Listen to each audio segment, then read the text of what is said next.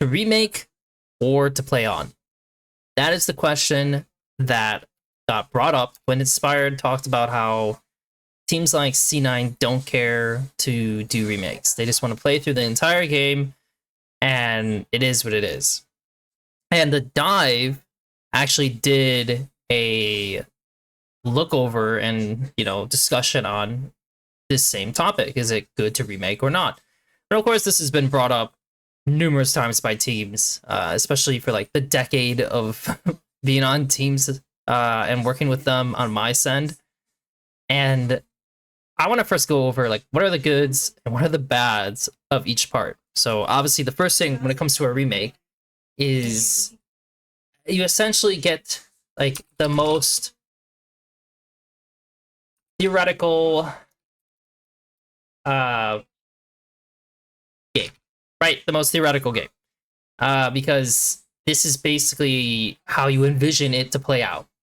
So you're aiming for that always. Like, this is how these pieces work. This is how these champions should interact if we do these moves. And that is how the game should look. And that is what it should be at the highest level, right?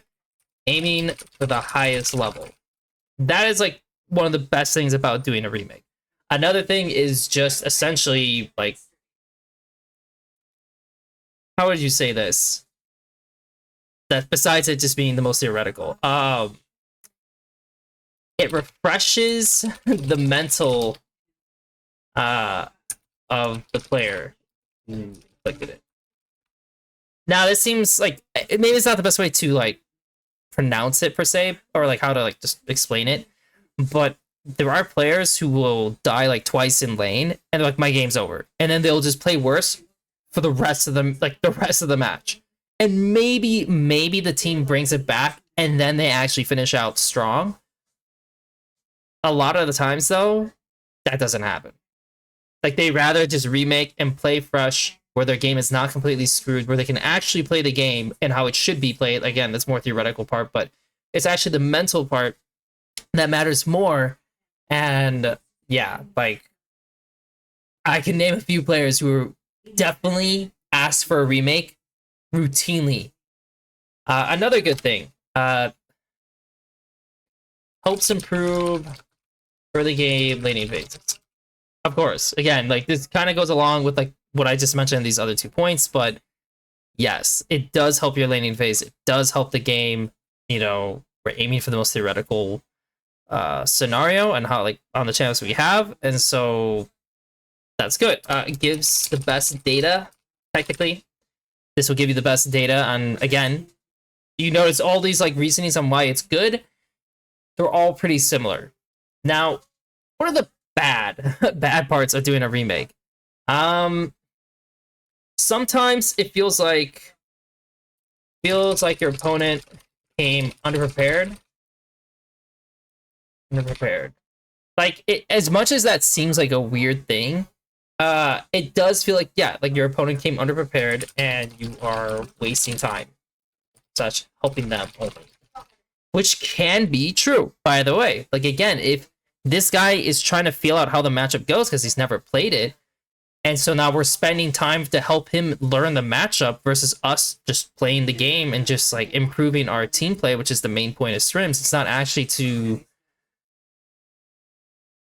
it's not necessarily to be so individualized focused, but more team focused. And the individual parts mostly comes from, just like doing the laning phase and then going into the rest, right? So that's like pretty annoying. I'll admit, when it comes to remakes, that's pretty annoying. What's another bad reason for a remake? Because there are a lot of positives for doing a remake. For sure, that one is like probably the biggest reason not to do it. Just from like the standpoint of like when playing. And there might not actually be too many bad reasons in the end of the day, only because that one is like covers so much on the reasons on just not to do it.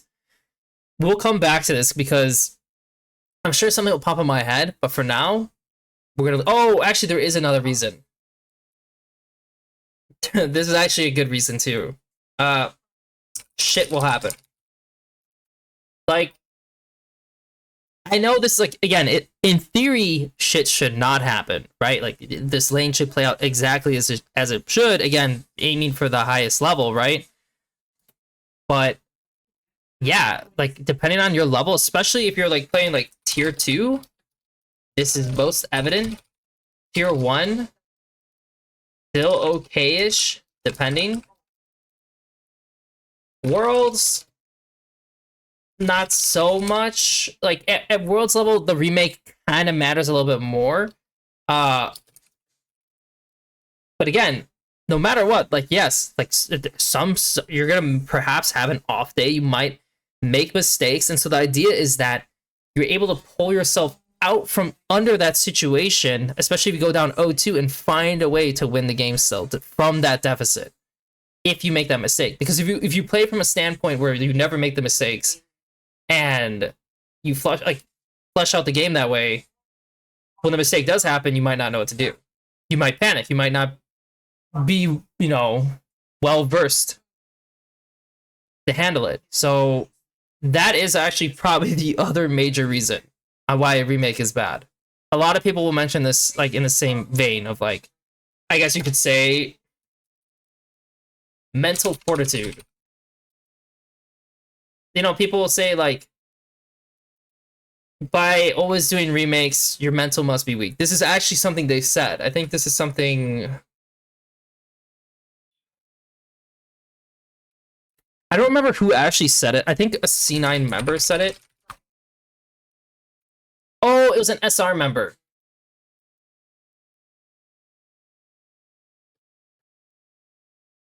Yes, I remember this. He said they must have weak mental, and then Whippo responded saying, no, like we are perfectly fine to handle it, you know what I mean?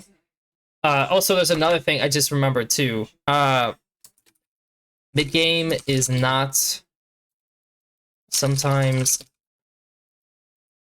it's not practiced up states. There we go. I knew other stuff would pop in my head when doing this. So yes, mental fortitude. This can be a real thing for some teams. Like this goes in the same vein of shit will happen, in that if you are not prepared to handle going down early and figuring it out, and you don't have those experiences, then you may struggle. And the same case, the mental fortitude, the guy who always asks for a remake when his lane goes bad. Well, now you're in that situation, you're stuck in it, and that's kind of why the SR member was talking about it.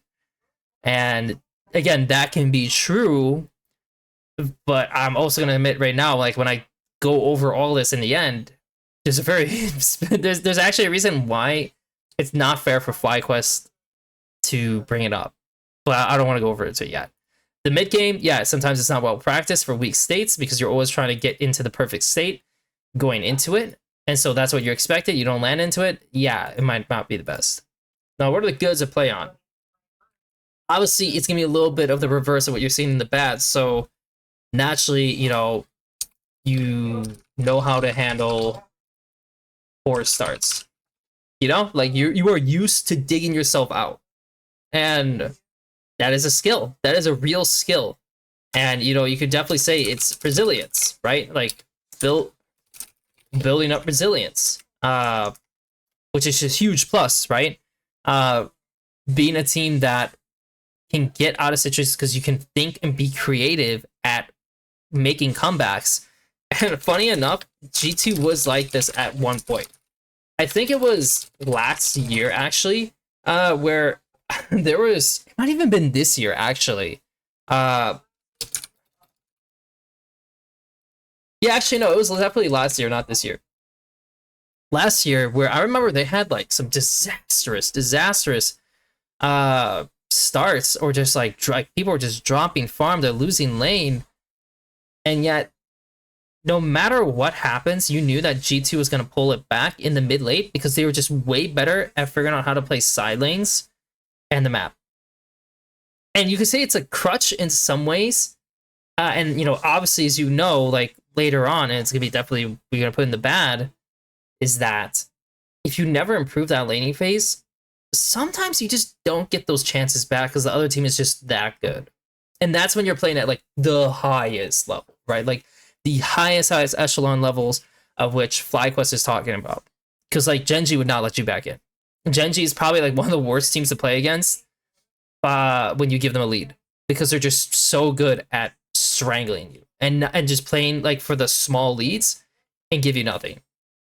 And so G2, if G2 was playing against them, they would try to get momentum back. Would never get it if they were losing, and that would be it. All right, so that's all tangent up. So you know how to handle poor states or starts. You build up resilience. What's another good reason? When I say you know how to handle poor starts, this also means like creativity, strategy, right? Like these are like real things that you will gain from that, like those situations. I would say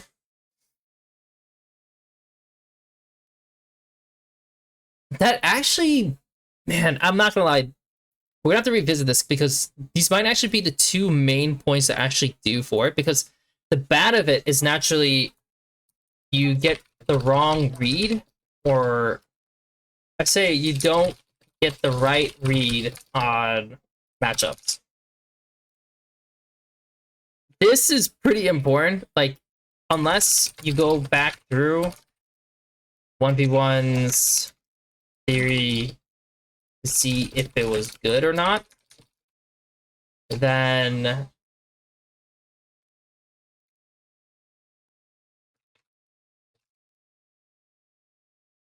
I wrote a lot there, but it is true though that like if you don't get the right read on the matchup and you try to play it out,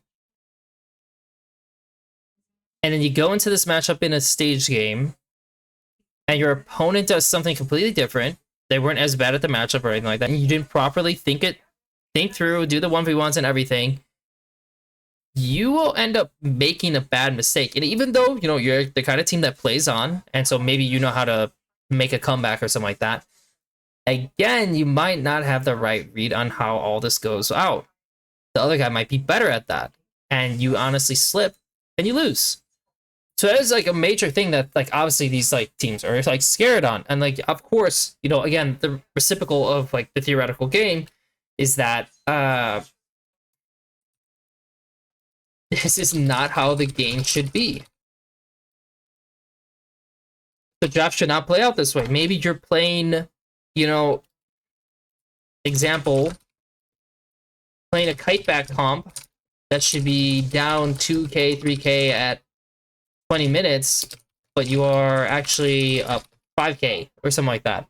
And so now you're just doing ridiculous things while ahead, and you just like you didn't learn how to properly play like these tight scenarios in fights, like as a kite back comp going down in gold, even though you're kind of technically even or maybe even up gold just because of like the way your comp is built, right? Like it's more like closer than like the gold says.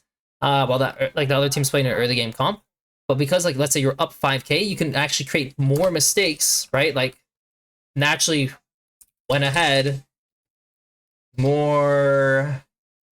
How would I say it? Can afford to make more mistakes less punished, right?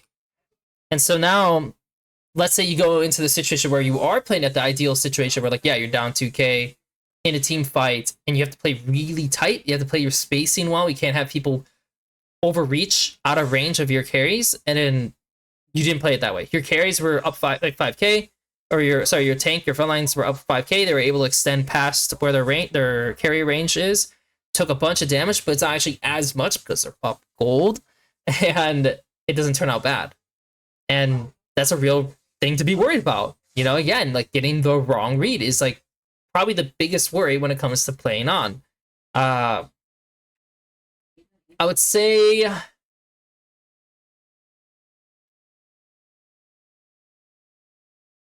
I think one thing is also if you don't accept remakes, the other team decides to run it down. This is like a completely like this part doesn't really, it's not something you really think too much about, but it does happen. Like if you don't accept a remake, a lot of times you'll see remake or GG. And that was something again I think Inspired talked about, like, yeah, that's a remake or GG. Or no, we'll ask Remake or GG, and they'll say GG. And so you just lose the game. And then they don't play more games afterwards, and you lose the draft that you wanted to practice. So it's a huge negative in the end of the day. Or FFs, right? Because they just don't want to play it out that way. And so you have two conflicting styles of like what you want to get out of all this, and or approaches towards practice you want to get out of this. And when those two teams conflict, both of them suffer. In the end of the day, both of them suffer. So typically it's better to accept remakes for the most part, to prevent that. Like, that is a big thing. But as you can tell, there is definitely, like, if your team struggles with mid-late situations, if you see your team falling behind in the early game at times, doing some non-remake games is not bad. It's definitely not that bad, especially if your comp can handle it. Like, if you have a good teamfight comp, playing on while down can help show the limits. Like, that is a real thing. I knew I would find something else for play on, but for sure, if you're playing a comp that has good teamfight potential, you can always find opportunities to win out for those picks. It's a little bit harder when you're playing like comps where you're kind of heavily leaning on one or two carries and you're just like down, so like the game's just like incredibly hard. So naturally, like, if you're playing like a Callista comp with like some tanks, which I don't know why you drafted that way, but if you did and the Callista's down and that's your main carry, you might want to remake. Like, it's probably not going to be that great. You're probably not going to find a way back in necessarily. But if you're playing something a little bit more standard with some scaling that's more front to back that can find ways like that, then it's worthwhile possibly, despite being down, to continue. And so that's the line you have to draw between the two. And for the remakes sense, again, like I said, this is really the best when it comes to just playing at a world's level or higher, because, or like, even just, you want to say like LCK, LPL level and higher, because the laning phase does matter quite a bit. And for FlyQuest specifically, the reason why I think this whole idea of like, they should just remake, like, why don't they remake? I think it's slightly unfair for them to say that, because for them, they gain the most benefit from tightening up their early game, their laning phases, their matchups, and having the best start possible, because their mid to late is already pretty good compared to other teams. Like, out of all the teams in the entire NACL, they are the one team who's good at it. And why? It's because they have Inspired, to be honest. I don't know if Whipple necessarily always has the best ideas.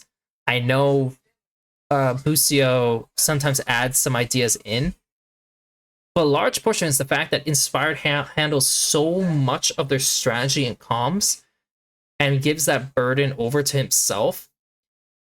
That makes it pretty consistent, because you have one guy who's consistently guiding the team. So they have a path, they have a view, right? And it's not like Whippo or Busio don't like add to that, right? I'm not saying that. It's just you have something that's very consistent. For these other teams, they probably don't have like a guy who's just really handling that much of the workload. And so for them, they have to really like find and like get together to kind of figure this out better.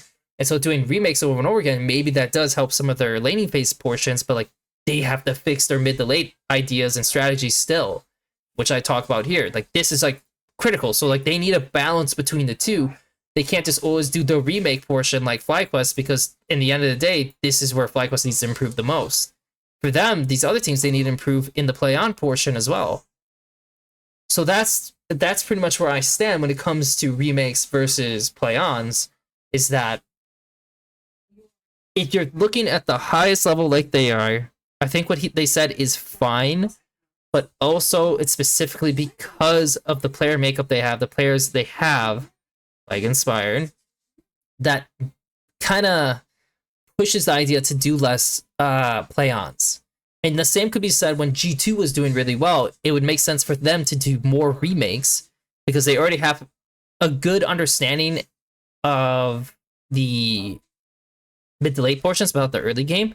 Same with T1. You know, T1 was always a team that found a way, was able to find ways. So clearly, like, doing play-ons a lot is not necessary. You can do it a little bit, but doing the remakes and making sure the other portion is tight is better. For teams like SR, like 100 Thieves, pretty much everyone else in the league, there's many teams in the LEC as well. And yeah, I mean, probably some LCK lower level teams, you know, who could probably benefit from playing on. Yeah, that is how you should see it.